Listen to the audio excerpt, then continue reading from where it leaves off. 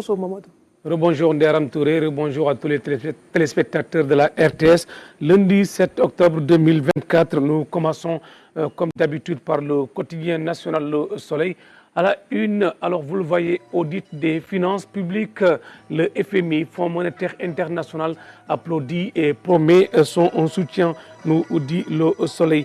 Le Sénégal peut compter sur le Fonds monétaire international dans son ambition de redressement économique et financier et de promotion de la gouvernance transparente, nous dit Le Soleil à travers son compte Twitter où elle a posté une vidéo. La porte-parole du FMI, Julie Kozak, déclare que le FMI salue l'audit des finances publiques du Sénégal et son engagement en faveur d'une gouvernance forte et d'une transparente budgétaire, rapporte Le Soleil. Nous travaillerons en étroite collaboration avec les autorités dans les semaines à venir pour évaluer l'impact macroéconomique et définir les prochaines étapes, assure la porte-parole du Fonds monétaire international. Ce qui veut dire à Sud Quotidien, Ndeye Arame Touré, transparence et sérénité. Et sincérité budgétaire, le FMI en phase avec les autorités sénégalaises. Vous le voyez, c'est à la une du quotidien du groupe Sud Communication.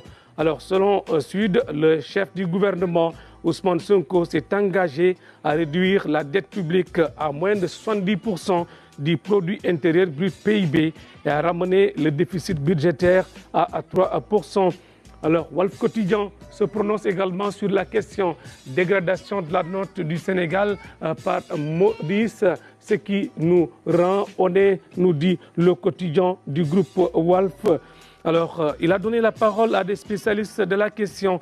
Pour l'économiste Maïssa Babou, les conséquences seront vite tempérées. Un autre spécialiste qui se prononce, Ibrahim Cham, secrétaire d'État au développement des PME.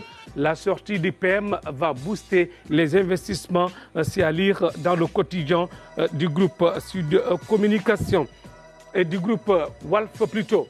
Alors, nous restons toujours Ndeye Arame Touré avec Walfadjri qui nous parle cette fois-ci de politique. Élection législative anticipée, Macky, le grand retour, nous dit le quotidien du groupe Walf. Il a démissionné de son poste d'envoyé spécial des 4P. Alors, Pacte de Paris pour les peuples et la planète. Les raisons avancées par l'ancien président de la République du Sénégal, nous dit Besbi le jour, sont liées à l'incompatibilité de ses fonctions avec le militantisme politique. D'après toujours Besbi, il est à la tête de liste, de la coalition Takku Wallu au Sénégal aux élections législatives anticipées qui auront lieu le 17 novembre. Alors, notre quotidien qui nous parle des élections législatives, cette fois-ci c'est Enquête Quotidien qui nous dit que le duel aura finalement lieu entre Ousmane Sonko et Macky Sall. Vous le voyez à l'image, la photo des deux hommes, le président Macky Sall et le Premier ministre Ousmane Sonko. Après les attaques de Sonko, Macky quitte le 4P et s'apprête pour la bataille des législatives, nous dit Enquête Quotidien, mais qui dit également le meeting prévu le 10 octobre à Paris, reporté sine die, mais Sall va recevoir des responsables, poursuit le journal. Le retour à Dakar, la grande interrogation, dit toujours Enquête. Ousmane Sonko va-t-il mettre en œuvre ses menaces de poursuite judiciaire, se demande le quotidien Enquête Quotidien. De la politique Ndeye Arame Touré, nous passons cette fois-ci à l'éducation. Vous le savez, aujourd'hui c'est lundi, c'est l'ouverture des classes. Sud Quotidien nous en parle. Année scolaire 2024-2025. 4 120 409 apprenants font leur entrée, nous dit Sud Quotidien. Pour cette présente édition, beaucoup d'établissements risquent de ne pas accueillir les élèves malgré la campagne de Set-Setal organisée samedi dernier. La poursuite de l'hivernage sera la première contrainte de cette rentrée, sans oublier les autres défis, dont les abris provisoires. La rentrée, l'Observateur également en parle cette fois-ci avec le ministre de l'Éducation, Moustapha Guirassy. L'arrêté ministériel de Guirassy fait sa rentrée, nous dit le quotidien du groupe Futur Média. La décision sera notifiée aux IA aujourd'hui les explications du ministre de l'Éducation nationale. Il ne faut cibler ni l'Église ni les écoles coraniques.